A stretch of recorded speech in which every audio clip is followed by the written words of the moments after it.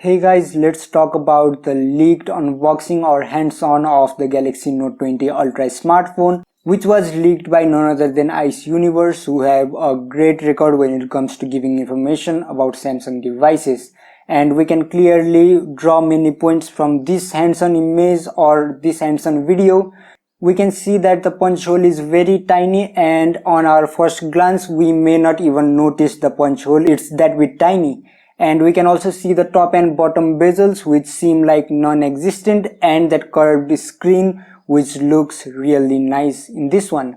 And also Ice Universe has posted another tweet mentioning the specification of Galaxy Note 20 Ultra, where he mentioned that the processor used will be Snapdragon 865 Plus, but in some regions we can expect the Exynos model to rock. The display of this smartphone will be Quad HD Plus, and the refresh rate will be 120Hz, and both of them can be turned on at the same time, which means that you can use Quad HD Plus resolution at 120Hz.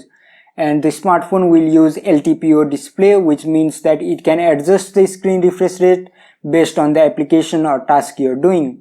And this will have new camera function and new S Pen and features. And also from another tweet by Ice Universe himself, where he have compared the Note 20 Ultra with the Note 10 Plus, which was the last generation device from the Note lineup, where he mentions that the bezels on both sides are narrowed by 0.29mm, the forehead and chin together are narrowed by a total of 0.4mm, the hole diameter is reduced by 1mm, and the thickness of fuselage is reduced by 0.3mm. So these are all the things we know so far as of recording this video. So if any new news further pops up, then we will update through community post or make another video. So to get updated about all those information, don't forget to subscribe and hit the bell icon so that you will be notified when we upload a new video. So this is all for today. If you find this video informative, then a like and subscribe will be appreciated.